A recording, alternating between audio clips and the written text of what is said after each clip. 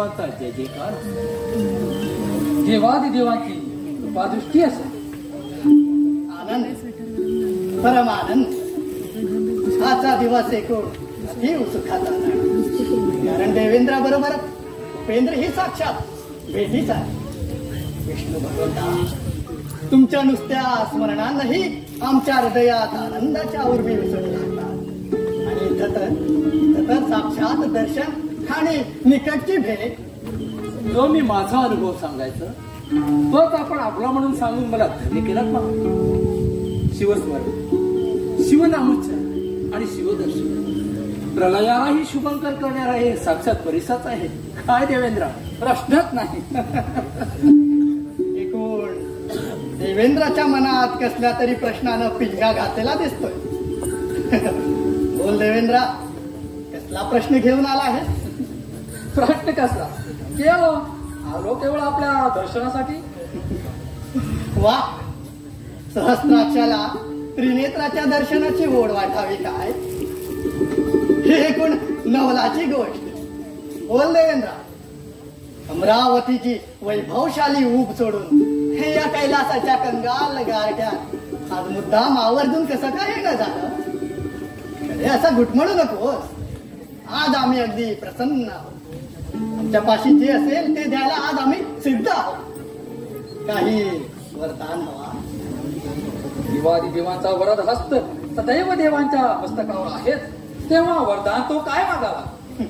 पण इंद्रा, तू सहस्राक्ष होण्याऐवजी सहस्र जिव्ह जर असता तर अशा प्रसंगी ते अधिक उपयुक्त ठरलं असतं.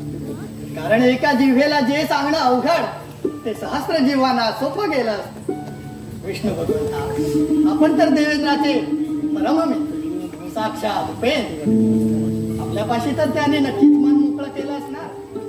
महादेव, आपण देवेंद्राला काही वरदान हवं का म्हणून विचारलं, पण देवेंद्र इथं आला आहे तो आपल्या वरदानाच्या संबंधात, आपण दिलेला एका वरदानाच्या संदर्भात. आम्ही नाही समजलो. आपण आपला सेवक असलेल्या असुराला दिलेल्या वरदानाच्या संबंध.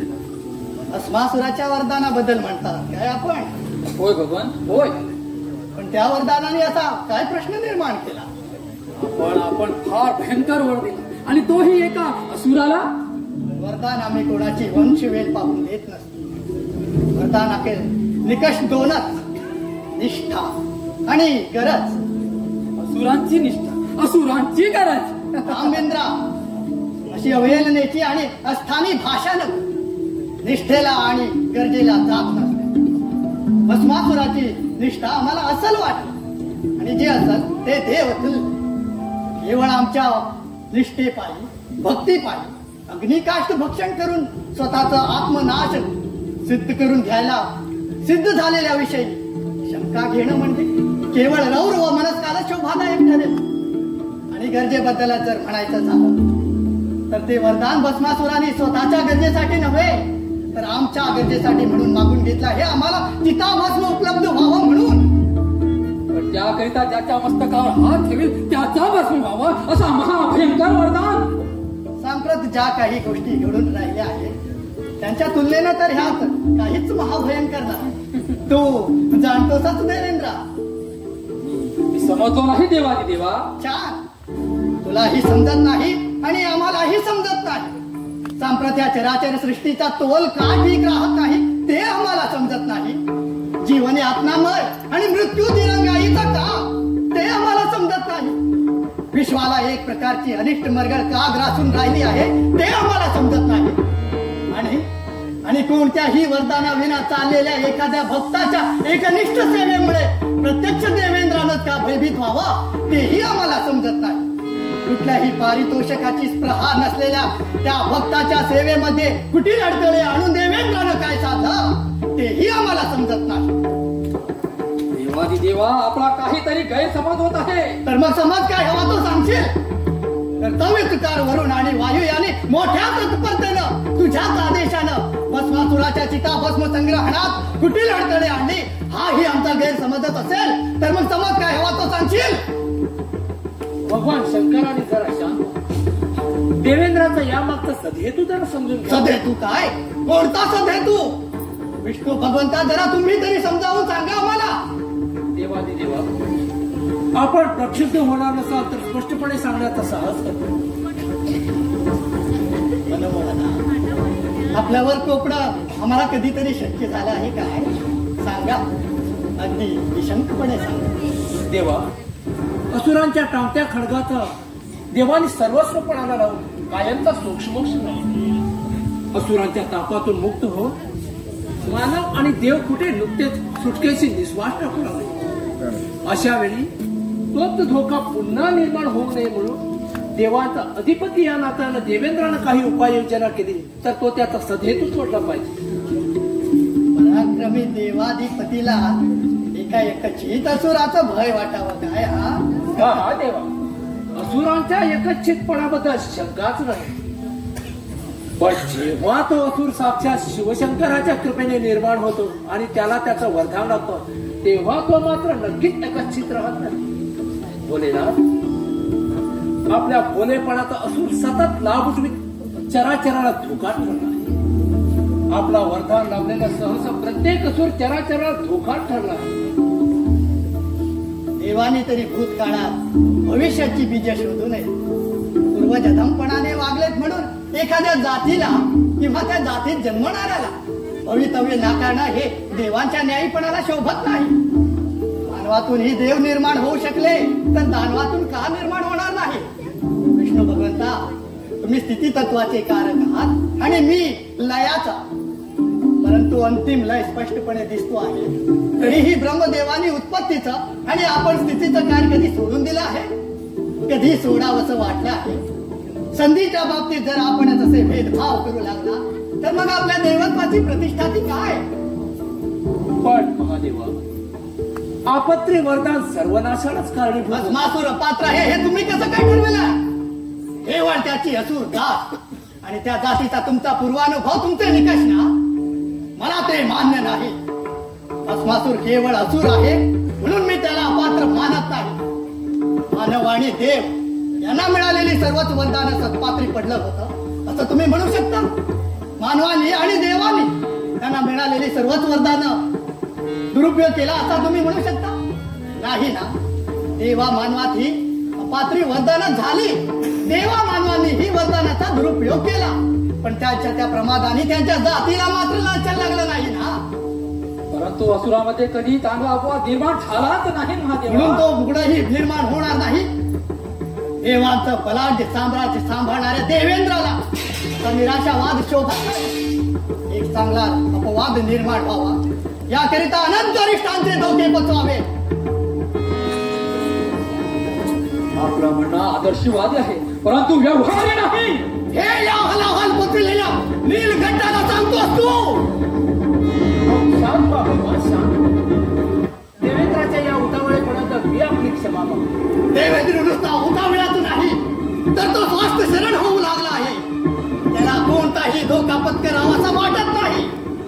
मानव धोक्यांचे काटे काढताना उमलच्या गळ्या पायदळी तुडविल्या गेल्या तरी त्याला त्याची दिक्कत वाटत नाही.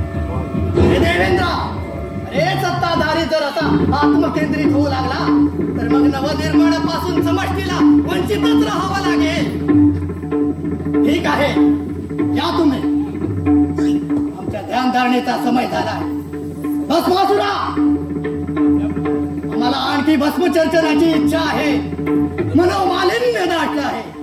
सिद्धता आहे प्रभू, यावंच.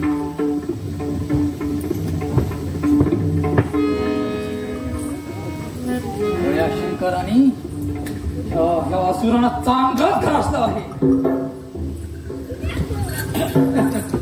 काय नंदिकेश्वरा, सर्व काही क्षेम आहे ना?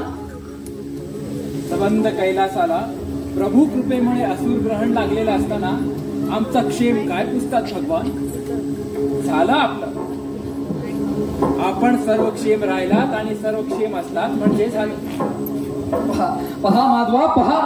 साक्षात शिवशंकरांचा मुख्य सेवक जर असा बोलत असेल तर आम्ही त्या उतावळेपणा काय केला? जाऊ दे देवेंद्र, अजून तरी आपण सारे आशांकित झाले. नीलकंठाच्या म्हणण्यात तथ्य नाही असे आपण म्हणू शकत नाही. आपल्या शंकांना पुष्टी देणारा जेव्हा प्रत्यक्षात काही घडेल तेव्हाच पाहू. महादेवाला आपण उगीच प्रक्षिप्त केलं. चल यांचं शांतवन करू आणि जगन्मातेचंही दर्शन करू. चल. हे प्रत्यक्षात घडेल तेव्हा पाहू. असुरांची अरिष्ट झंझावाताप्रमाणे कोसळतात आणि उन्मळून टाकण्यातच लक्ष ठेवतात. हे आता विष्णू भगवंतांनाही आम्हीच सांगायचं का? हर हर, या साऱ्या विश्वचालकांना काय झालं हे तेच समजत नाही. या विश्वाचं आता काय होणार तेही कळत नाही.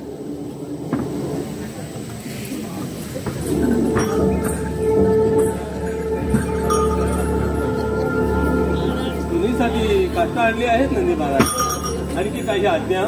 आज्ञा तुम्हाला सांगतो. दोन्हीमध्ये एक काष्ट म्हणून आम्हालाही टाक. बरं, आणखी काही आज्ञा? आणखी आज्ञा काही नाही. आम्हाला पेटवा म्हणजे तुम्ही सुटला. आपण उपायमान झालात स्वामी. छे छे, अगदी प्रसन्न झालो. काही वर पाहिजे तर मागून घे. बर, आपली कृपा असावी. माजला असूर माजला.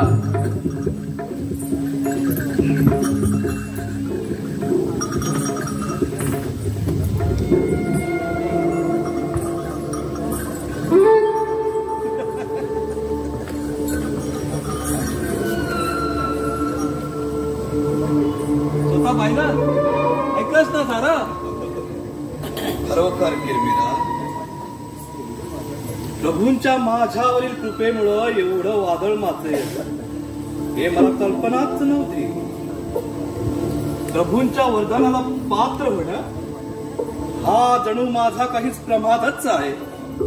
सांगू, वरदानाला पात्र होणं हा प्रमाद नव्हे. त्या वरदानाचं महत्व, त्या वरदान प्राप्त झालेल्या सामर्थ्याचं महत्व न ओळखणं हा मात्र प्रमाद आहे. अगदी अक्षम असा प्रमाद आहे. असा कसा म्हणतोस तू किरमिरा? अरे, साक्षात प्रभूंच्या वरदानाचं महत्व मी जाणत नाही. त्यांचं वरदान त्यांचं सामर्थ्य घेऊन आले ते न ओळखण्या इतका मी मूढमती आहे असं का म्हणायचंय तुला? होय होय, अगदी 100 वेळा म्हणे. अरे भस्मासुरा, तू मूढमती अजाण आहे. तुझ्यासारख्या दुबळ्या कर्तव्याला हे सामर्थ्यशाली वरदान लाभूनही त्या वरदानाचा भस्म होऊन गेला. एखाद्या षंडाला पद्मिनी मिळावी असं होऊन गेलं आहे. किरमिरा, तोंड सांभाळून बोल. अरे, तोंड सांभाळण्याचे धडे त्या नंदोबाला दे, त्या इंद्राला दे, त्या विष्णूला दे. ऐकलंस ना सारं? ते तुझ्याबद्दल काय काय तक्रारी करतात ते. तिथं कशी तुझी दात खेळी बसते. तुझा उद्धमपणा फारच वाढत चाललेला आहे किरमिरा. नाही ना सर होत. मग ठेव ना तुझा तो हात माझ्या मस्तकावर. माझ्या भस्मातून तरी तुझा स्वाभिमान पेटून उठू दे. पण नाही, तू नुसतं वाचा विरत आहे. अरे, कशाला स्वतःला असू म्हणून घेतो आहेस तू? असुरांच्या अवनावस्थेत तुझ्या काळजाला जीवन द्यायचं होत. अजे रक्त, ज्याचं रक्त राजकर्त्याच आहे, त्यानं दाशाचं खितपत पडावं लागत आहे. हे पाहूनही रक्त उठवत नाही तुला. मग मी काय करावं असं म्हणणं आहे तुझं? अरे, वरदान मिळालं तुझ्या ह्या हाताला बांगड्या भर, बांगड्या. सामर्थ्य लाभूनही सामर्थ्याचा कसा उपयोग करावा ते कळत नाही तुला. अरे, व्यर्थ तुझा तो वरदान, व्यर्थ तुझा तो जन्म. म्हणे मी काय करावं सांगू? आग लावून द्या सगळ्या विश्वाला. जाळून पेळून भस्म करून टाक. अरे, पण हे वरदान चिताभस्मासाठी आहे. अरे पण मूर्खा, अरे ते चिताभस्म ठरवणारा कोण? तोच ना. तू म्हणशील त्याचं चिता, तू म्हणशील त्याची चिता, करून टाक सगळ्याला भस्म. पण एवढ्या भस्मांची प्रभूंना आवश्यकताही नाही. अरे तो 4 चिमट्याचा धनी, बाकीचा भस्म आपल्याला हवा, आपला असुरांना हवा. या देव मानवांच्या चितातून धडाधून पेटून दे. यातून नवं असुर साम्राज्य स्थापन करता येईल. या चिताचा आभाळात बसणारा लालिमा म्हणजे तू नव्या साम्राज्याचा अरुणोदय. त्या नव्या असुर साम्राज्याचा सूर्य तू, भस्मासुरा तूच. ही संधी सोडू नकोस, ही संधी सोडू नकोस. तू म्हणतोस त्या सत्य आहे गडे, परंतु माझ्या मनात एकच संभ्रम निर्माण झालेला आहे. अरे तुझ्या नव्या असुर साम्राज्याचा गुरु इथं असताना तू कशाला घाबरतोस? तुझ्यासाठी मी नवीन गीता सांगितली. तुला या त्रैलोक्याचा अधिपती व्हायचं आहे. लक्षात ठेव वत्सा, लक्षात ठेव. तुझा हात आणि माझा मस्तक एक झाल्यावर काय वाटते ते तुला? म्हणजे माझा हात आणि तुझं मस्तक एकत्र आल्यावर पुढचं सगळं काही मलाच निभावून लागणार आहे. म्हणजे तू तर मग त्या अर्थानं नव्हे, त्या अर्थानं नव्हे.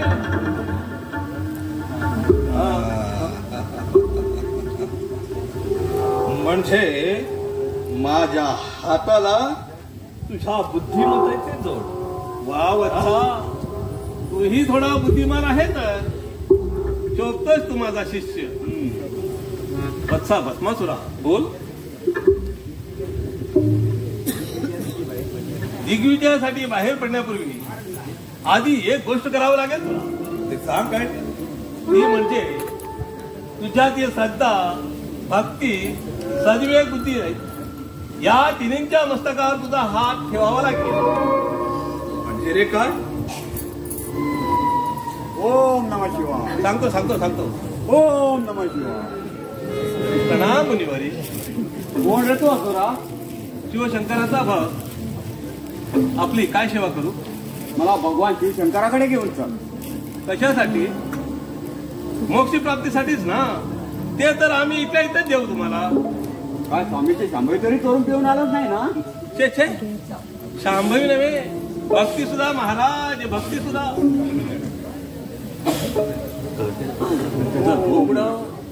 तर याच्यापासून नमः शिवाय. अरे पण हा तर बंधन आहे. अपराधाची केला नाही. अरे अधिक बोलू नको, वेळ ओढू नको. तुझा गुरु म्हणून मगाशी मी तुला आदेश दिला त्याचा पालन करायचं. रानो, तुम्ही काय बोलत आहात आणि कशाबद्दल बोलत आहात? आम्ही तुझ्याच कल्याणाबद्दल बोलत आहात. वत्सा, चल हो पुढे भस्मासुरा. चल हो पुढे भस्मासुरा. कोण? भस्मासुर? अरे बाप रे.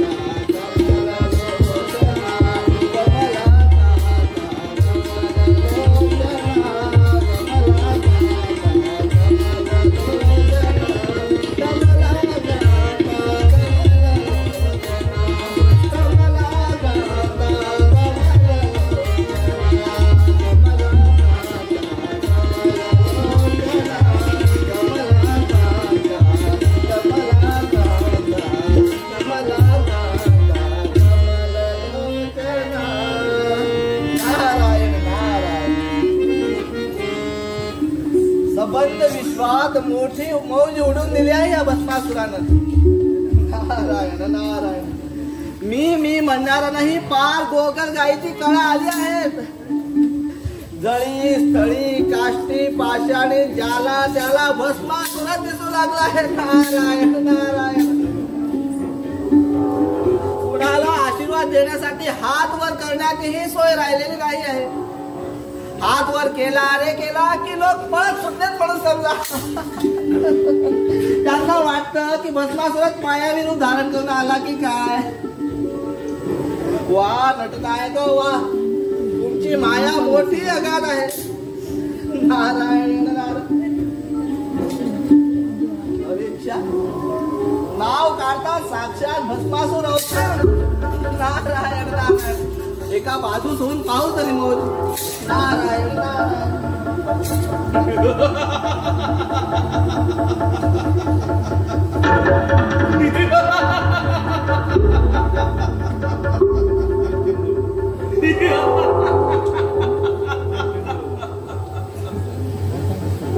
माणसं चालण्यासारखी मौज नाहीये दुसरी.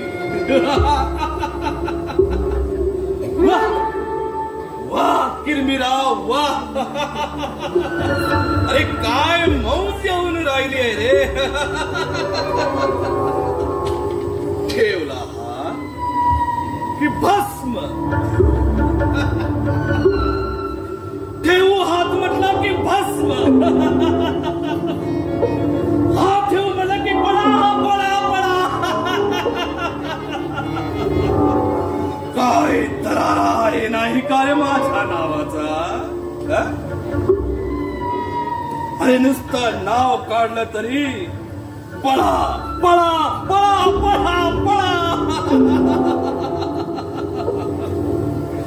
किती दरारा किती दरारा किती दरारा आहे माझ्या नावाचा. हा पण भस्मासुरा, हे थारा अगोदर सुचणार होता तुला. हे सुचवणारा मी, आणि मी सुचवल्यानंतर तुझी तयारी होत नव्हती. ती तयारी करून देणाराही मी. अरे बाबा हो, तू तू आणि फक्त तूच. फक्त झालं इतक्यानं नाही झालं. मी राजगुरु तुझा, आणि तू मला साधा तू तू तू म्हणतोस. काही चाड बनायची. मोठा विनोदी आहे बघ तू राजगुरु. अरे तुझ्याच आदेशाने तर माझ्यातली सद्विवेक बुद्धी श्रद्धा भक्ती दाळून नाही का रे टाकली मी. मग आता मनाची कसली चाड विचारतोस. हे बरं दिसत नाही रे लोका. अरे लोकांची ऐसी की तैसी सगळ्यांना जाळूनच टाकू. हात आहे ना आपला. हात आहे ना. तुला किती वेळा सांगायचं तुझा तो हात माझ्या मस्तकाजवळ आणू नकोस म्हणून. जाऊ दे रे. अरे रागावतोस कशाला. आता पुढं काय करायचं ते सांग. अरे काय म्हणून काय विचारतो. साम्राज्य स्थापना, या असुरांच्या नव्या साम्राज्याची स्थापना. तू सम्राट आणि मी त्या सम्राटाचा राजगुरु. मी सम्राट. अरे मी सम्राट. अरे पण त्यासाठी मुकुट बिकुट लागेल ना. आधी एखाद्या चांगल्या सुवर्णकाराकडे जाऊ आणि त्याला मोक्ष देऊ आणि मुकुट घेऊ आणि मग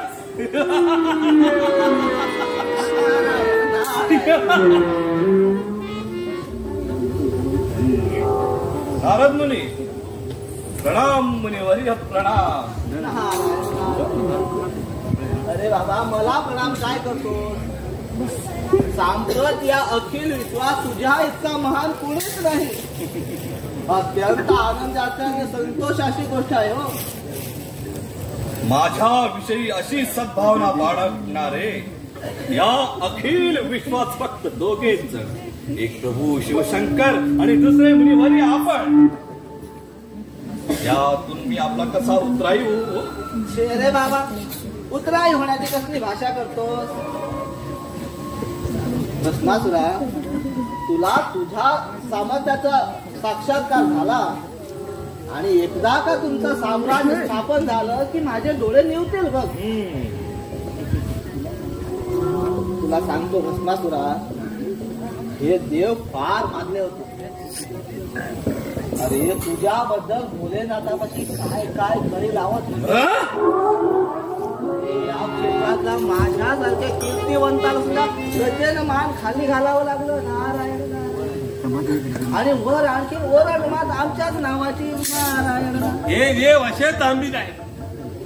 बरं बरं, ते असो. मगाशी काय मुकुटाची काय गोष्टी ते काही नाही, ते की आम्ही सम्राट व्हावं असं लोकांची इच्छा. लोक म्हणजे की नाही, अरे लोकांची इच्छा जाऊ दे, तुझी काय इच्छा आहे? आता लोकांच्या इच्छेमध्ये थोडे जाता येईल. झाला, फार लवकर तयार झाला. राजगुरूंनी अगदी अल्पावधीत शिष्य तयार केलाय. हा राजगुरु धन्य हो तुमचे, धन्य. आपली कृपा आहे. ऐक ऐक, नारद मुनी काय म्हणतात ते, आणि ऐक मला कसे आदराने संबोधतात ते. आहोत तसे आपण आदरणीय. भस्मासुरासारख्या पराक्रमी असुर साम्राटाचे राजगुरू आपण. बरं, ते साम्राज्य कधी स्थापन करणार? त्या साम्राज्य ना त्या स्वर्णकाराला मोक्ष दिल्यानंतर लगेच. पण मी काय म्हणतो, काय रे भस्मासुरा, हा सांगा.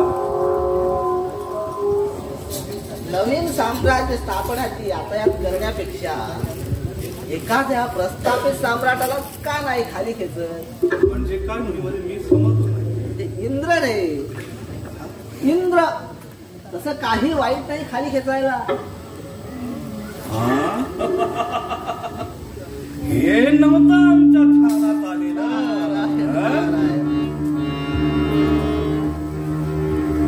चांगलं सुचवलं तुम्ही नारद मुनी. पाहिलं का रे राजगुरू, नारद मुनींना खरी आमची कल्याणाची तत्व. अरे हो, आणि कळीचा नारद म्हणून आमचीच अपकीर्ती. कोण म्हणतो असं तुम्हाला? बरं, ते पाहू मागून मागवून आपण. तू आधी ते इंद्र पदार्थ जमव राजगुरू. आपण निश्चितराव मुनिवर, मी याच्याकडून सर्व करून घेतो. चल रे भस्मासुरा. रे का म्हणतोस? चला म्हणा, चला.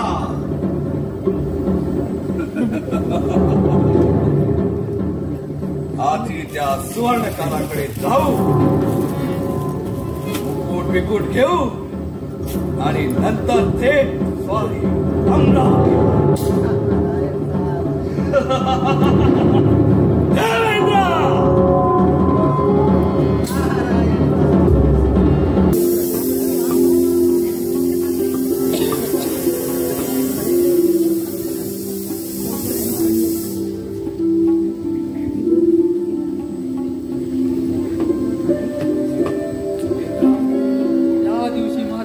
उतावळेपणाचं वाटलं होतं, पण आता तरी त्याची सत्यता पटली ना तुला?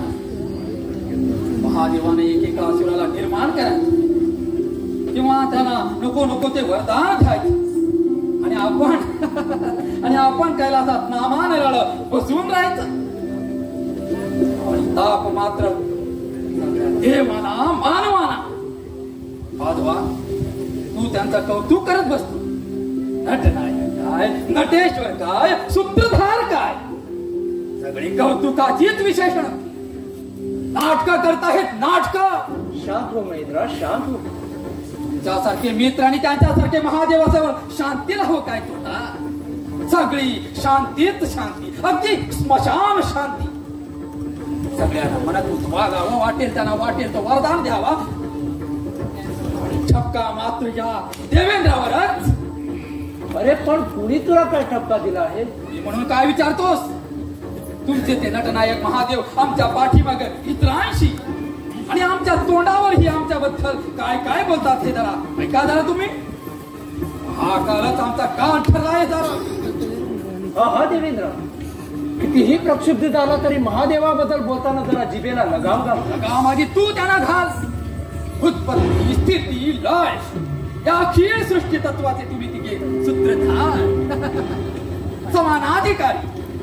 परंतु महादेवाच्या याच्या वरदानाने साऱ्या सृष्टीचा कसा तोड बोलत आहे ते पाहतोच ना तू. तरी ही एक समानाधिकारी म्हणून चार उच्च शब्द सुचवायला तुला धैर्य होत नाही.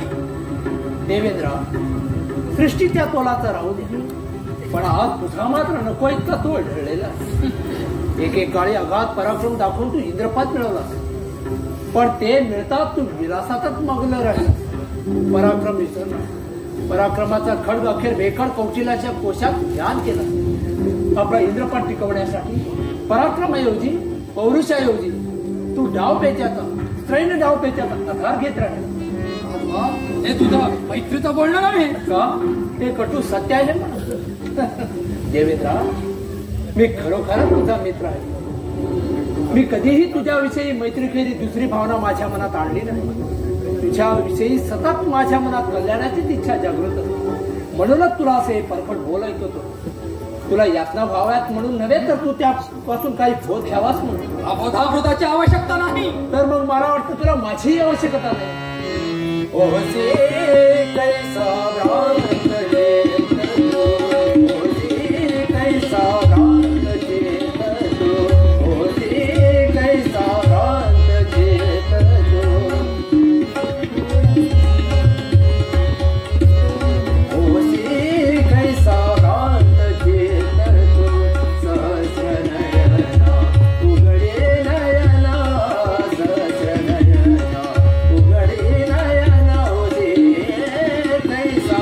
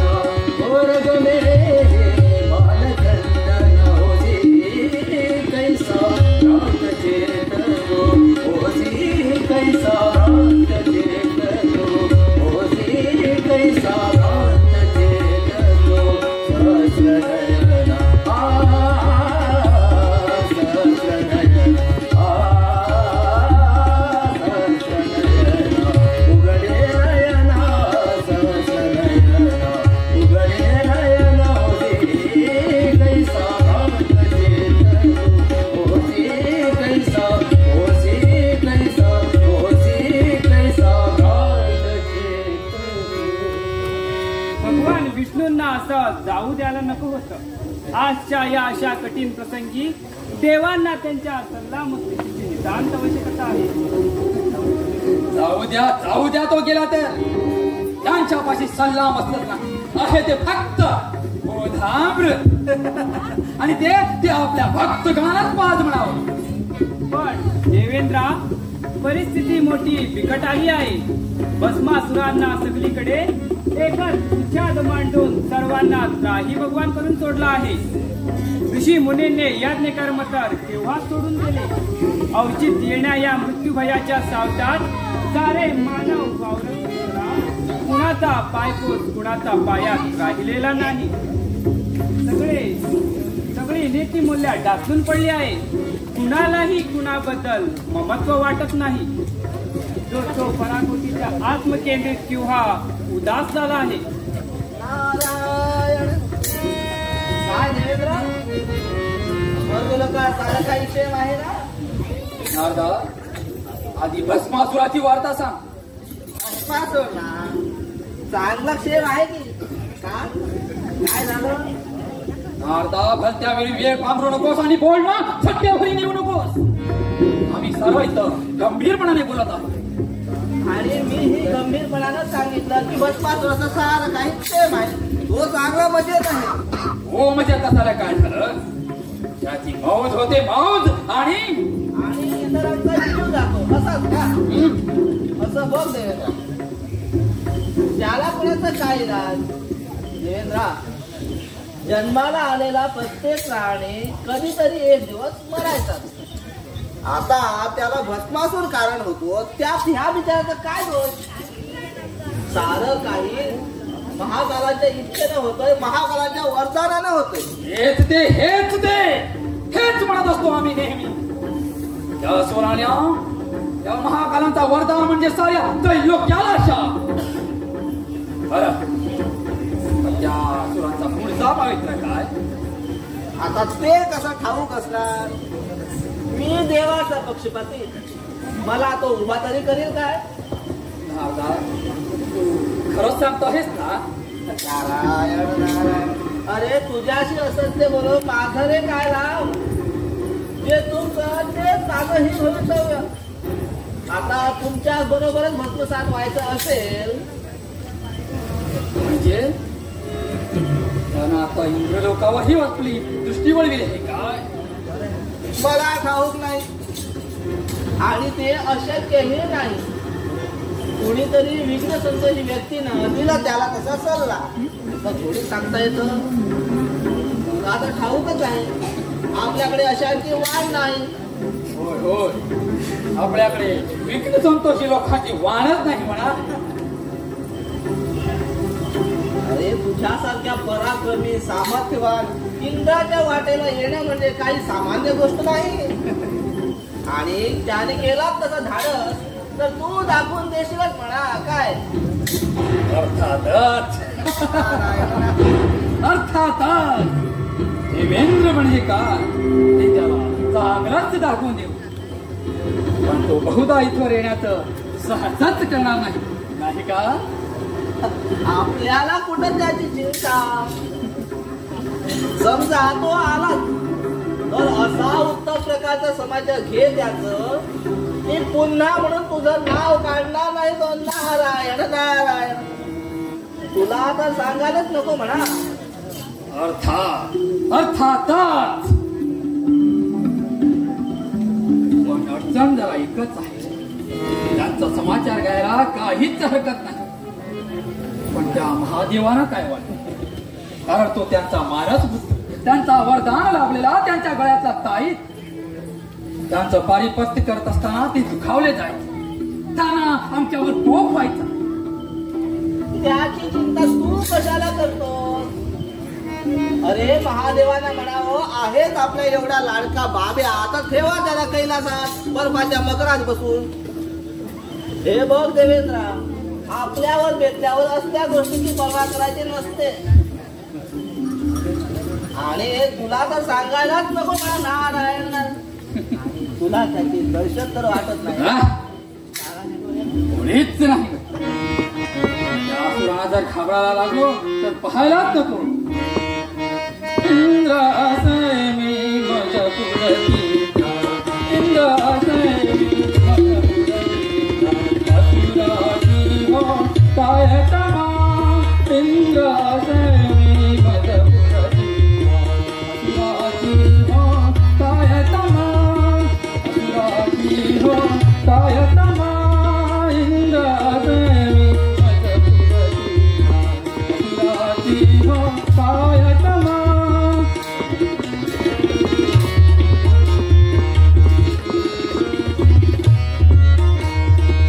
ओळखिलेनच अजूनी कोणी या शक्राच्या पराक्रमा ओळखिलेनच अजूनी कोणी या शक्राच्या पराक्रमा इंद्र असे मी मजपुरती असुराची हो काय तमा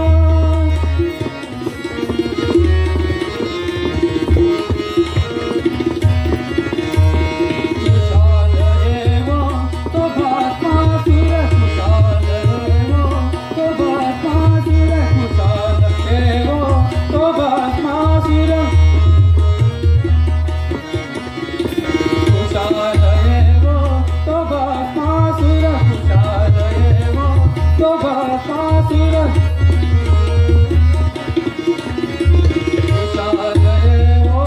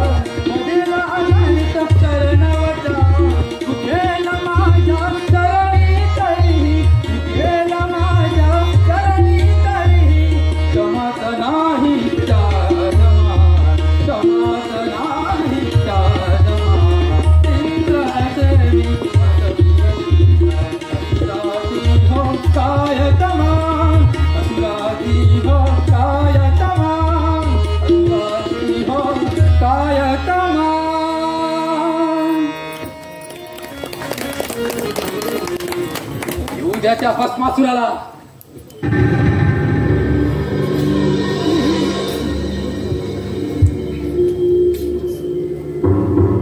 उद्या त्या भस्मासुराला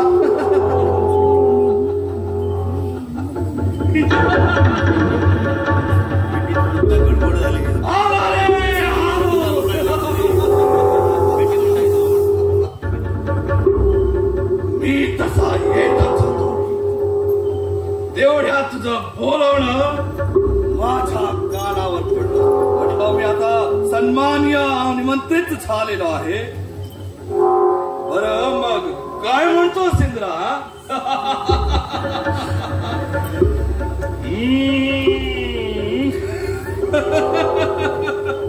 दरबार बिरबार भरून बसलेला दिसतोस. बघ बरं का रे राजगुरू, आपण सुद्धा यापुढे इथं असंच दरबार भरवायचं. हा काय मर्यादा अतिक्रमण? असुरा ही देवसभा आहे.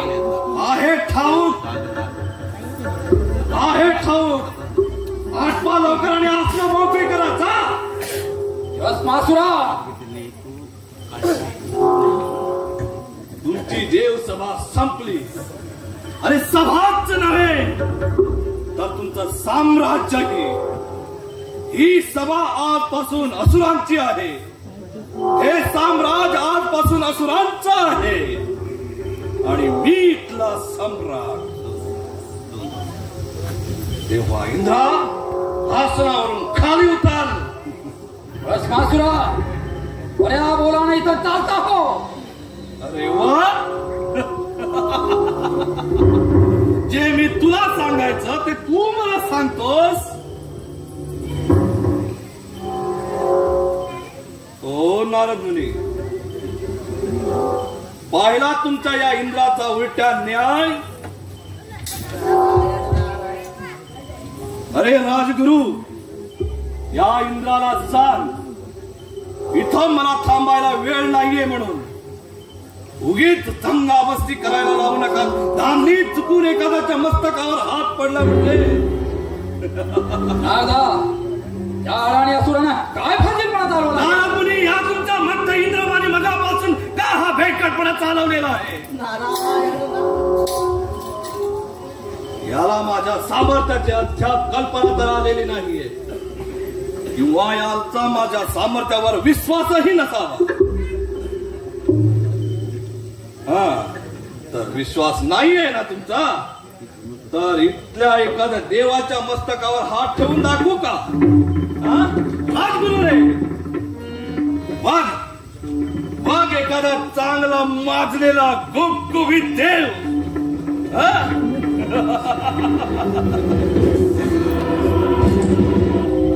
महाराज, हा बघा एकदम गुबगुबीत आहे.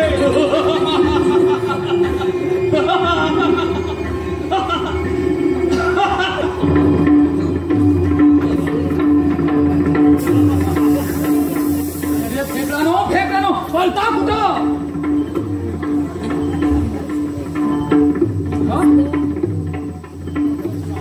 आता कशी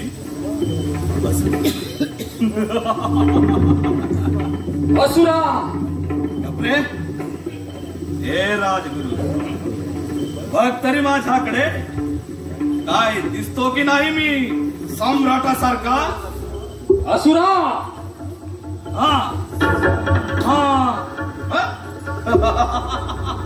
हे तुझे जोडे राहिलेत नाही का? घे. भस्मासुरा, याचा परिणाम चांगला होणार नाही. हा महादेवांचा सामर्थ्य तू ओळखलेला नाहीस. ते मुळातच नाही, ते ओळखायचं का राहिलेलं आहे? तुमच्यातल्या ओळखणा पोरपणा मी केव्हाच ओळखून ठेवलेला आहे. सद्भावानं दिलेल्या एका वरदानामुळे, सद्भावनेनं दिलेल्या एका वरदानाचा असा कपटी उपयोग करताना तुला खात्री नाही का वाटा? भास्कर तुझ्या त्या सद्भावनाच्या गोष्टी आणि कपटाचे, अरे कपटाचे धडे तर तुम्ही देवाने आम्हा असुरावर चालवलेला आहे. आम्हा असुरांशी दोन हात करताना कधी उभ्यावर येण्याची तुमची हिंमत झाली नव्हती. तुम्ही सदैव कपटाचाच आश्रय घेत राहिला. आठवा तुम्ही जालंधराशी कसे वागलात ते. आठवा तुम्ही बळीशी कसे वागलात ते. आणि आठवा तुम्ही शुक्राचार्याशी कसे वागलात ते. आणि आठवा तुम्ही प्रथमाच्या वेळी कसे वागलात ते देवानो, या भस्मासुराच्या रूपानं तुमच्यावर काळात आला आहे. राजगुरु, आमच्या नावाची, आमच्या सम्राट पदाची त्रैलोक्यात वाही फिरवण्याची तयारी करून टाका.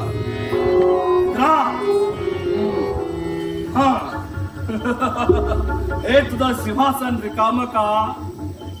तुझी राणी शती आता माझी पट्टराणी झाली आहे. जा तिला घेऊन ये, बोलावून ये आणि हसत मुखानं माझ्या स्वाधीन कर. अधमा, तू मधोन्माद झाला आहे. स्वतःचा काळ तू स्वतःच तोडून घेत आहेस. अरे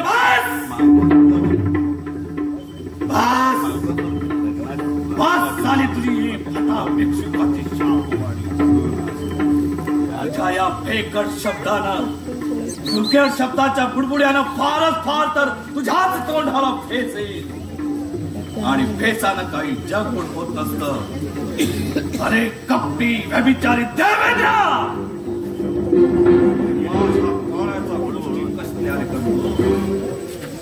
तुझे ते 1000 डोळे उघडून बघ एक वार माझ्याकडं. तुम्हा कपटी देवा सकट, महाकाला सकट, तुम्हा सर्वांचाच महाकाळाचा मी भस्मासूर तुम्हा देवांच्या छातडावर कसा थैया थैया थैया नाचत आहे. धडपडून टाकणाऱ्या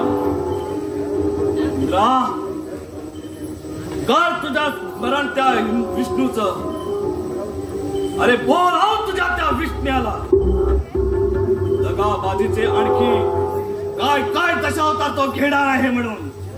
अरे विचार त्याला. वामना अवतार घेऊन हातानं बळीला पाताळ ढकलणारा आता घेऊन येऊ द्या त्या. शतावतार घेऊन शतपावली केली तरी या भस्मासुराच्या हातापुढे त्याचं काहीच चालणार नाही. अरे विश्वासघातक्या विष्ण्या, तू शून्यात विलीन होण्यापूर्वी आज असुर हा तुला आपल्या छताडावर कसा थैया थैया थैया नाचवणार आहे.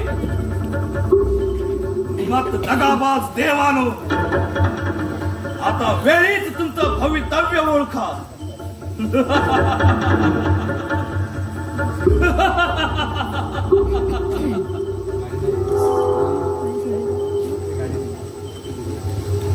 नारायण नारायण,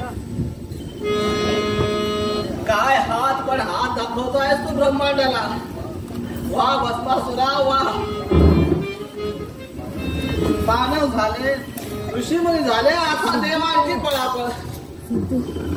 ते पहा अश्विनी कुमार, ओ अश्विनी कुमार, ओ अश्विनी कुमार, ओ अश्विनी, ओ हे वैद्य देवाचे, पण यांच्यात देखील भस्मासूर भयगंडावर कसलीही मात्रा लागू पडत नाही.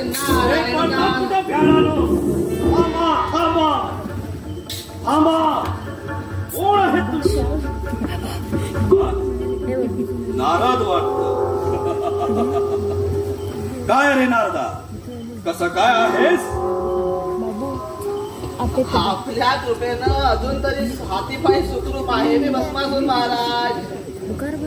उत्तम उत्तम. बघ रे राजगुरु, बघ कसा नम्र आहे हा नारद मुनी. कशी रीत भात आहे बघ त्याला. नाही तर तू आहे आपल्या लेखाचा राजगुरु. नारदा, तू तरी बौद्धिक घे आता या राजगुरुच. छे महाराज, आपण एवढे थोर बुद्धिमान आणि माझ्यासारख्या पामरानं काय बौद्धिकाच्या गोष्टी कराव्यात. नारदा, तुझ्या या विनयशील स्वभावाला आम्ही तुझ्यावर अति प्रसन्न आहोत. बोल काय वर पाहिजे. तुतास एकच वर द्या महाराज. बोल बोल काय वर पाहिजे. आपला तो वरदहस्त माझ्या मस्तकावर कधीही ना पडो हाच एक वर महाराज.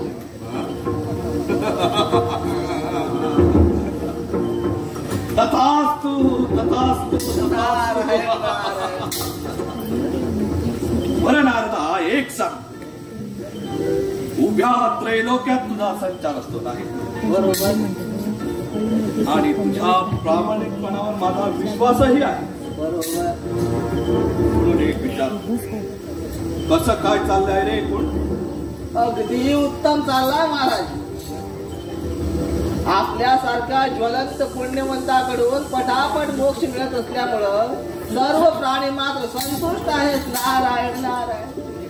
वा, पण थोडे जिवंत असलेले कुरकुरतात, पण तिकडे लक्ष नाही द्यायचं. आणि देव दे रे काय म्हणतात? तेवढे मात्र विचार नका भस्मासूर महाराज. उगीच कळ लावेपणाचा आरोप यायच्या माझ्यावर. आधीच नावाला लागलेला मट्टा पुरेसा आहे. तू चिंता करू नकोस त्याची. सांग, अगदी स्पष्टपणे बोलून टाक, काय म्हणतात ते देव? ते तुम्हाला नाही नाही ते शिव्या घालतात. नरकात आलेल्या मानव प्राण्याकडून मुद्दा म्हणून शिकून घेतल्यात त्यांनी. नारायण नारायण. अरे त्या शिवाय भंडारो त्या गरम पाण्याने कधी खरं चढत नसतात असं म्हणावं बच्चनजी. त्यांना वरदास्त हवा भस्मासुराचा. हे वरदास्त जरा महाराज म्हटलं तर जीभ छडेल का रे तुझी? बघीन बघीन एक दिवस, नाही तर क्षमा क्षमा स्वामी महाराज. आता कसं असाच नम्रपणा आवडतो आम्हाला. नारदा, तुझ्याच सत्संगीत गतीचा हा परिणाम बरं. आपलेच कृपा भस्मासूर महाराज. नारायण नारायण. नारायण नारायण काय म्हणतोस? भस्मासूर भस्मासूर असं म्हण. माझीही तशी फार इच्छा आहे भस्मासूर महाराज. पण शास्त्राप्रमाणे ब्रह्मचार्याला ब्रह्मचार्याचं नामस्मरण करता येत नाही. नारायण नारायण. म्हणजे रे काय? आम्ही नाही समजलो. नारद मुनीला काय विचारतो? मी सांगतो, विष्णू नारायण ब्रह्मचारी नाहीये, पण आपण मात्र कोरडेच आहात. काय मुनिवर्य? बरोबर. अवघ्या त्रैलोक्यात तोड नाही. अगदी ठीकच सांगितलं बरं राजगुरू. आता उरलेला पुढचाही खुलासा करून टाक. भस्मासूर महाराज, बोल. नारद मुनीचं म्हणणं आहे की आपण स्त्री सहवासाने धन्य झाले आहात. म्हणजे आपलं नामस्मरण करून मुनीवर स्वतःच धन्य होतील. काय? धन्य धन्य धन्य धन्य. अगदी मनातच बोललात राजगुरू. परंतु एवढ्या प्रचंड त्रैलोक्य साम्राटाचे अधिपती असूनही भस्मासूर महाराजाने स्त्री सुखापासून व्रतस्थ राहायचं ठरवलेलं दिसतंय बहुधा. नाही रे नारदा, नाही. काय सांगावं? अरे स्त्री सहवासासाठी मी केव्हाच आतुर झालेला आहे, पण ती इंद्राची शची विठ्ठुलता होऊन माझ्या हातावर तुम्ही देऊन जायचं.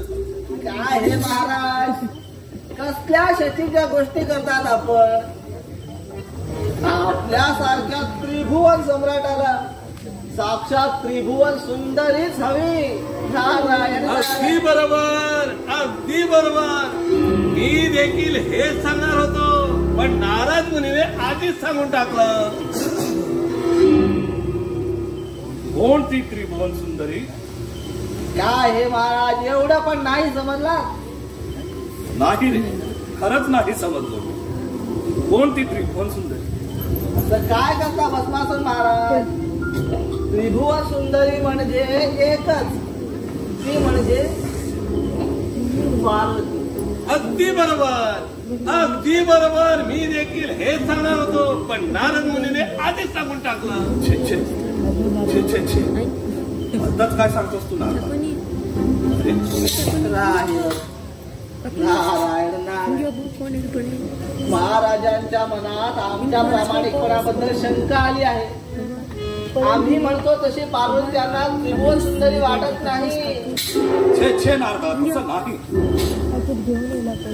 अरे तुझं म्हणणं सर्वांचं ठीकच आहे, यात शंकाच नाही. आता पण नारदा, तुझं म्हणणं सर्वांचं ठीकच आहे, यात शंकाच नाही. पण पार्वती, पार्वती, पार्वती, पार्वती, पार्वती, पार्वती, पार्वती, पार्वती, पार्वती, पार्वती, पार्वती, पार्वती, पार्वती, पार्वती, पार्वती, नाही समजला.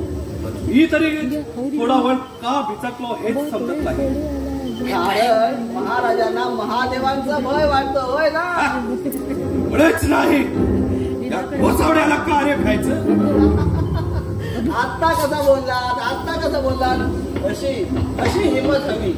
अगदी बरोबर मी देखील हेच सांगणार होतो, पण नारद मुनीने आधीच सांगून टाकला. आम्ही यापुढेही नारद मुनींना सांगू ते तू जरा गप्प असेल राजगुरू. मोठी माणसं बोलताना मध्येच बुडबुड करू नकोस. सांग नारदा, काय म्हणत होता तू? आता आणखी काय म्हणायचं महाराज. आपल्यासारख्या त्रिभुवन सम्राटानं आपल्याला साजेल शोभेल अशाच रत्नाचा विचार करावा. आणि आपण तर थोर विचारवंत आहात. तुझ्या यासारखे या त्रैलोक्यात कुणाचंही पालक नाही आहे ना. माझं पालक राहू द्यावं बस माझं महाराज. मी आपलाच आहे. फक्त आपला विचार काय आहे तेवढं सांगा. आता विचार म्हणून काय विचारतोस तू नारदा? त्रिभुवन सम्राटाला त्रिभुवन सुंदरीच हवी. या भस्मासुराला पार्वतीच हवी.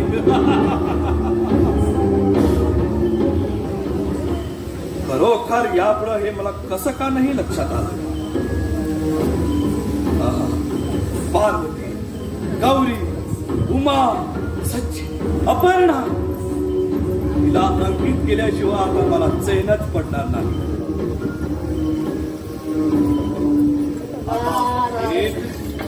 कैलासावर स्वारी गणामुनीवरील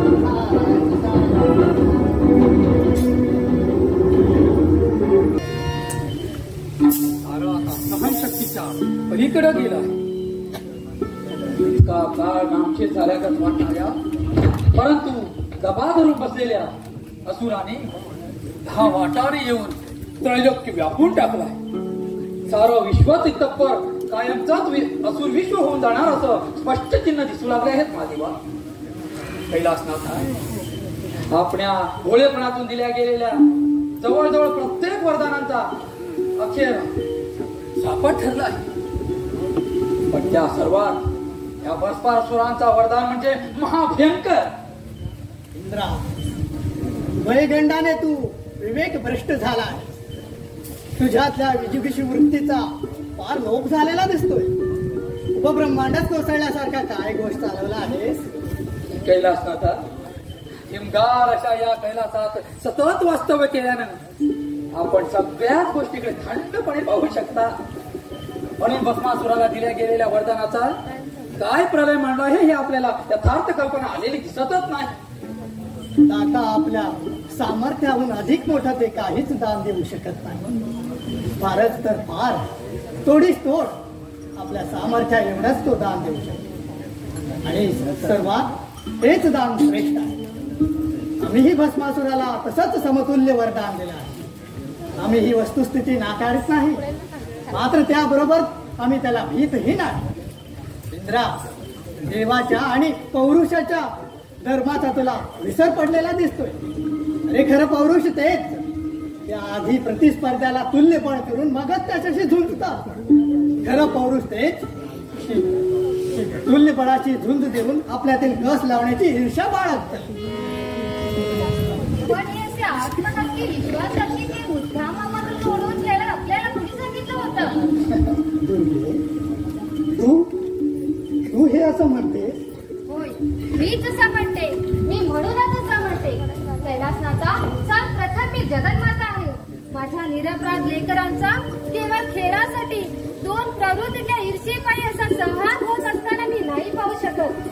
आपण त्यांच्या मनात निर्माण केलेल्या स्वप्नांसह त्यांची राख होताना पाहून ती कशी शांत राहू. महादेवा, माझ्यातलं मूळ मातृत्वच मला दुर्गेचं रूप घ्यायला प्रवृत्त करतं. ही दुर्गा होते ती संहाराच्या आनंदासाठी नव्हे तर जगत कल्याणाच्या शाश्वतीसाठी. जगन्मातेला हा असा मानवी स्तरावरचा त्रागा शोभत नाही. नाही ना, हा त्रागा नाही, हे कड आहेत. कड मातृ मनाचे कड. आणि मातृत्व हे मानवी जाणीवा दैवी अशा कोणत्याही चौकटीनं संकुचित होण्याचं बंदिस्त नसतं. म्हणूनच महाकाला, आज एक माता या नात्यानं मी आपल्याजवळ जाग विचारते की हा अघोरी खेळ मांडून आपण काय साधत, यात आपलं कोणतं पूर्ण नियोजन होतं, यात तुमचा कोणता अहंकार सुखावत होता सांगा नीलकंठा. तुमच्या एका लहरीसाठी उभ्या त्रैलोक्याला भस्मासुरी हलाल शासन करायला का भाग पाडलात? खेळ अजूनही पूर्ण झालेला नाही.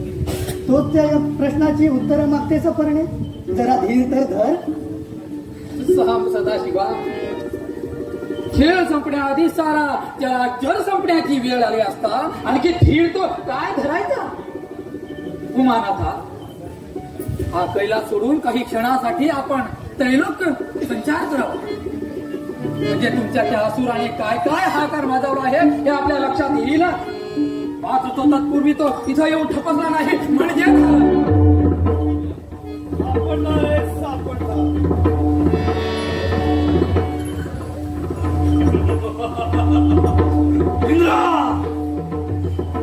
तुझ्या त्या चौचाल बायकोने माझ्या हातावर तुरी दिल्या, पण तुला मात्र मी नाही सोडणार.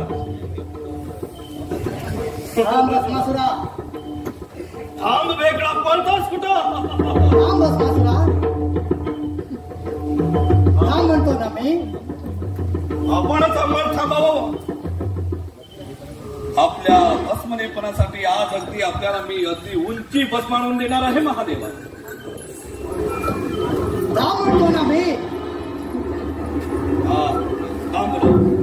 काय म्हणणं आहे तुमचं? एकूण माझ्या कानावर येत असलेल्या वार्ता सत्यच असल्याची या आताच्या तुझ्या वर्तनानं दाखवूनच दिलं.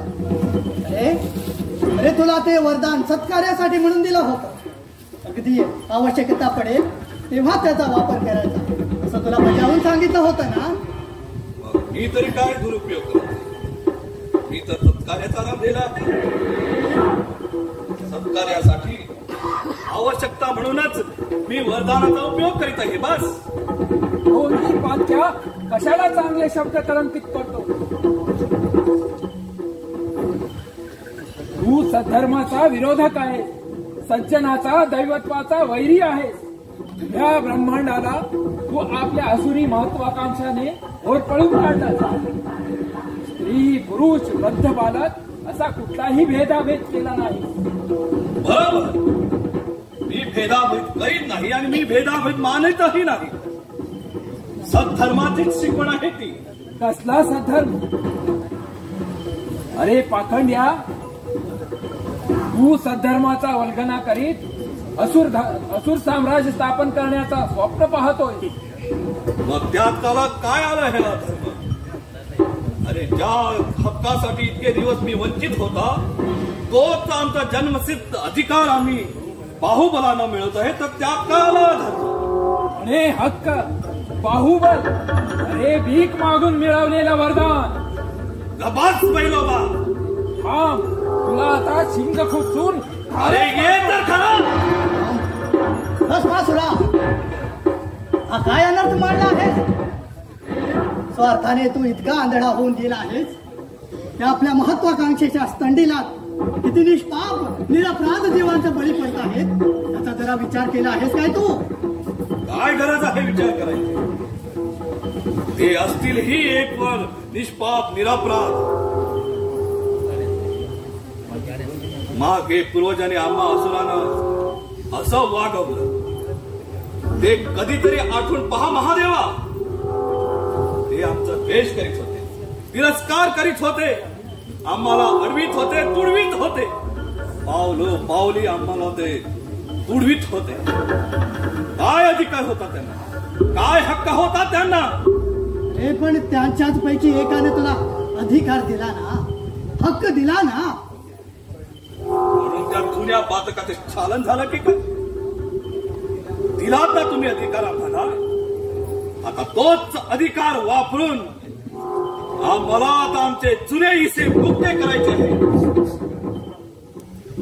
असुरा, एक तू नव्हेस तर तुझ्याजवळ येत असलेला अंतकालाच बोलत आहे. अंतकाळ? अगं अंतकाळ नाही, वसंतकाळ म्हण. वसंतकाळ. चल मे चल, या भस्मासुराला प्रसन्न करून घे. या मदनारीच्या सहवासात राहून उगीच तू ह्या आयुष्याची भस्म करून घेऊ नकोस.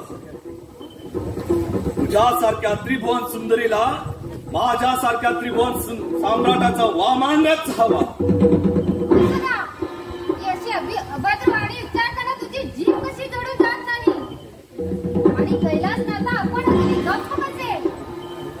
अगं तो दुबळा थेरडा जोगडा काय बोलणार.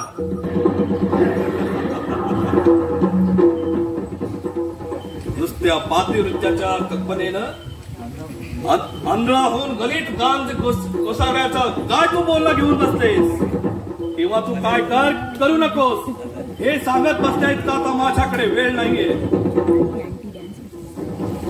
मी केव्हाच मिलनातूर झालेलो आहे. तुझ्या या चेहऱ्याच्या डोळ्यात देखत मी तुला हात ठेवून जाणार आहे. धमा दुष्टा, प्रत्यक्ष आपल्या जन्मदात्यावरच उलटतोस काय. ध्वंसाच्या सामर्थ्याने अरे तू इतका आंधळा होऊन गेला आहेस. आपल्याला मिळालेल्या दैवी वरदानाचा तू दुसऱ्याच्या जीवनाचा शाप म्हणून स्वीकार करतो आहेस. अरे जो अधिकार देतो तोच ते निष्प्रभी करू शकतो. हे तुला समजत नाही. तुझ्या वरदानाचं शापाची बीजे आहेत हे तू जाणत नाही. आणि ह्या अज्ञानानं तू आपल्या अंतकाळ जवळ येत आला आहे. थांब गोसावड्या. मला वरदान देऊन जसं काय उपकार केला आहेस आता त्यातून उतराईच होतो. तुझ्याच भस्माचा अर्थ तुला आता देतो. तुझ्याच भस्माचं.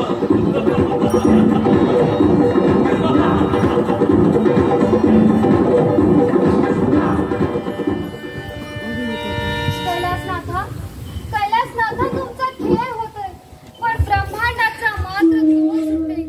विष्णू भगवंता करुणाधरा तू देखील कुठेतरी स्वस्थ बघून हे सारं पाहतो आहे. अजूनही तुला जाग येत नाही. अजून किती अंत पाहणार आहेस. असुराने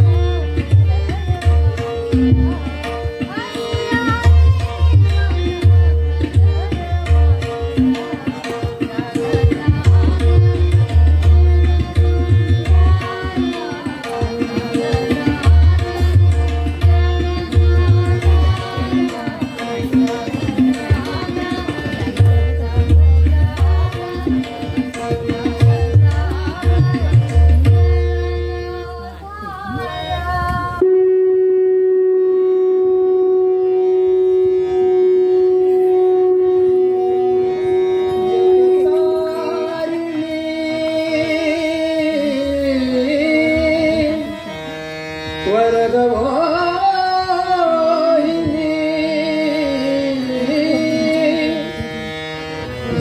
जगतारिणी वरदमोहिनी जगतारिणी वरदमोहिनी जगतारिणी वरदमोहिनी जगतारिणी वरदमोहिनी तूच अंबिके मनमंगले तूच अंबिके मनमंगले मोहिनी मोहिनी मोहिनी जगतारिणी वरदमोहिनी जगतारिणी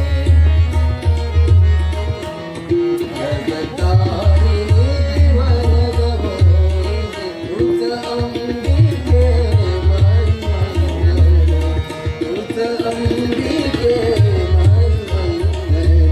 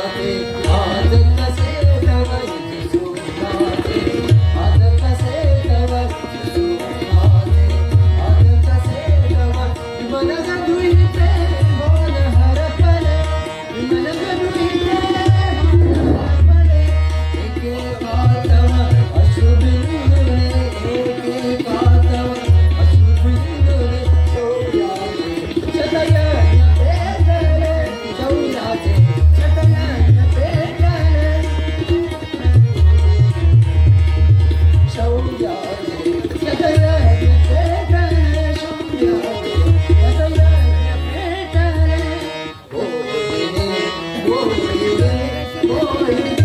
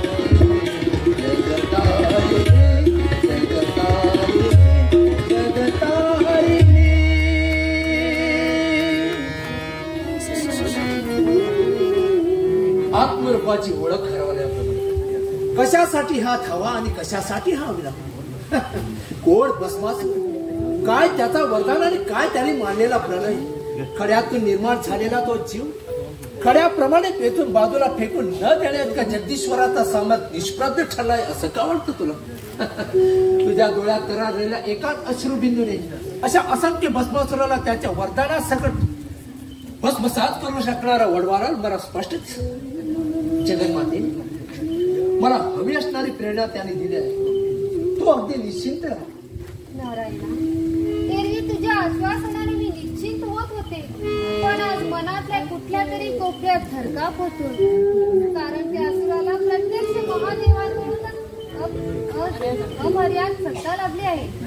नाही कोणतीही सत्ता अमर्याद नसते आणि त्यातूनही भस्मासुराची तर नाहीच नाही. वरदान म्हणून मिळालेली सत्ता विकृतीने सर्वांचा श्राप म्हणून राबवली जाते. ती साऱ्यांनाच श्राप ठरते. सत्ता राबवणारा सुद्धा या शापचक्रातून मुक्त होऊ शकत नाही. या सत्याचा पूर्वार्ध आपण पाहिला, उत्तरार्धही अपवाद ठरणार नाही. आता पण परंतु पुरे झाले ते मला अवसर नाही. फक्त एकच विनंती आहे की मी निघण्यापूर्वी आपण एक वार खळखळून नसत कुणालाही वेळ लावणारा आपला ते मनमुक्त हास फक्त एकदाच पाहू द्या, एकदाच ऐकू. क्षमा करा देवी, अगदी शुद्ध हेतूनच मी आपली विनंती करतो आहे. तुझ्या हेतूविषयी मी कधीतरी शंका घेईन का नाही? तर मग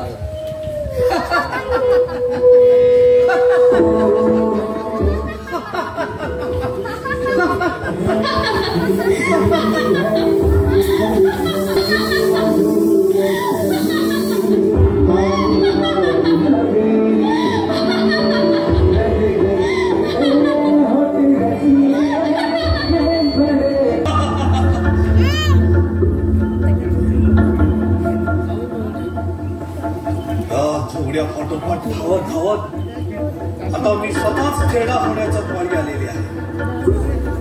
अंगावर ते नाग, गंगेतील गंगा, डोईवरचा चंद्र हे अवडंबर नीट सावरत गडी हुलकावण्या पण हुलकावण्यात येत आहे. हाती येतो असा वाटतं पण सापडत मात्र नाही. मी पळतो आहे, तो धावतो आहे, तो धावतो आहे, मी पळतो आहे आणि पुन्हा पुन्हा येतो ते याद कोण म्हणायचं की या झुगड्याचं काही चेटू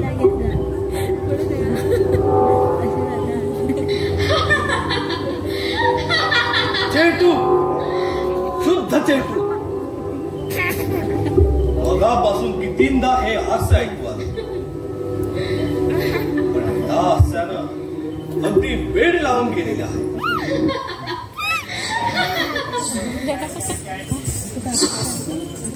नुपूर आता का या पारंब्याचं काही चेटू इश काहीतरीच पाहिजे म्हण हे चेटू आता तर बोलणंही कागावर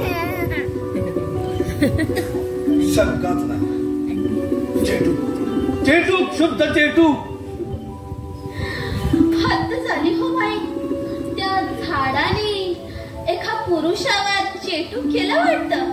नाहीतर इतक्या हाडा मासाची जिती जागती मी तर उभी आहे तरीही माझ्याकडे वळून सुद्धा बघायचं नाही म्हणजे काय? चेटू हो हो चेटूकच.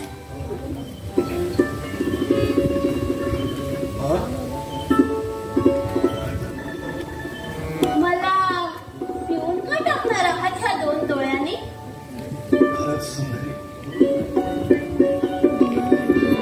अगर दोन डोळ्यात सामावणार नाही सहस्राक्षी इंद्राला सुद्धा तुला पाहून आणखीन डोळ्याची भिक्षावळ मागायला. तर जसं काही खरंच वाटेल कोणाला. मगापासून इतका प्रयत्न करत आहे मी, पण मेल्याच्या नटवृक्षातच तुमचा जीव अडकळून राहिला आहे. बसा कवटाळून त्याच झाडाला.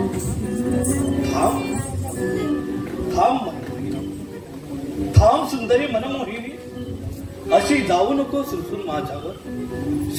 शपथ आहे बघ तुला या भस्मासुराची. अगं बाई, भस्मासूर! महाराज महाराज माझ्यावर दया करा. तुम्ही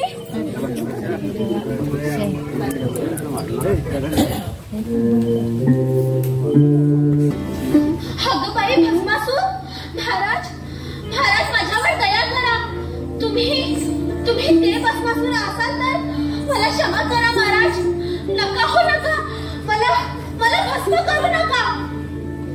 अगं मला वेडा समजते की काय? अगं तुझ्यासारख्या मदनिकेचा भस्म करायला का मी त्या तुझ्या मदनाने सारखा वेडा झालेला आहे का? चल ये राणी, यापुढे तुझी माझी जोडी अमृताची गोडी. तुझ्या त्या हास्याला तुम्ही वेडावून गेलेला आहे आणि तुझं रूप पाहिल्यावर मी तुझा दासाना दास झालेला आहे. तर पुरुषांना सफाईनं खोटं बोलणं अगदी छान साधतं हो. तुमच्याबद्दल सारं काही कानावर पडले माझ्या. तू कुणाचं काही ऐकू नको. काही ऐकू नकोस. इंद्राच्या शशीनं तुम्हाला भूल पडली हे ऐकू नकोस की आम्ही आता सुद्धा त्रिभुवन सुंदरी पार्वती त्याचा ध्यास करून तुम्ही वेडे पिसे झाला आहात तेही ऐकू नको. होय होय, तू मुळीच ऐकू नकोस. अशा हजार शची आणि शेकडो पार्वती या माझ्या मोहिनीवरून वाळून टाकाव्या. अगं बाई, तुम्हाला माझं नाव कसं कळलं हो? म्हणजे मोहिनी तुझं नाव? बरोबर. सुंदरी, तुझं दुसरं नावच असू शकत नाही. यात समजायचं असतं आणि काय आलं? तू माझी बोलत का नाहीस? हा त्रिभुवन सम्राट आवडला का नाही तुला? छे महाराज, आपण मला आवडलंच नाही असं होईलच कसं? पण महाराज, मी एका कुलवंताची कुमारी आहे आणि विवाहाशिवाय मी कोणाची झाली तर त्या क्षणी मी मरून जाणार. छे छे छे छे मोहिनी, तुझ्यासारख्या त्रिभुवन सुंदरीला म्हणून छे छे. मी आनंदाने तुझ्याशी विवाह करणार. पण महाराज, एक फारच मोठी अडचण आहे. सांग. जाऊ दे, नकोच ते, जातेच. अगं थांब तरी. हा भस्मासूर असा खंबीर असताना तू आणखी काय मनाची ताळमळ? सांग, काय अडचण आहे ती? अगदी निसंतपणे सांग. आता आपण इतका आग्रह करत आहात तर सांगते बाबडी. सांग. आमच्या घराचा एक कुळाचार आहे. सांग तरी काय ते? नृत्य. ह्या वटवृक्षात आमचा दैवत आहे आणि त्याच्या पुढे नृत्य करणं हे आमचा कुळाचार आहे आणि लग्नापूर्वी ते पूर्ण करायचंच असतं. यात आडे वेळे कसले घेतेस? तू नृत्य करणार आणि मी ते आराम बसून पाहणार आहे. ही तर मोठी आनंदाचीच गोष्ट आहे नाही का? तसं नाही हो महाराज. नृत्य हा माझा एकटीचाच नाही. कुळाचाराप्रमाणे माझ्या बरोबर माझ्या पतीनेही म्हणजे तुम्ही सुद्धा नृत्य करणं हे आवश्यक आहे. अगं त्यात एवढं कठीण काय आहे? आम्हाला काय नृत्य करता येत नाही? हे बघ आलं ना? तसं नाही हो महाराज. आपण हुबेहूब माझ्याप्रमाणेच नृत्याची हालचाल करायला हवे. आमचं हे कुळदेवत फारच उग्र आहे. माझ्याप्रमाणे तुम्ही हालचालात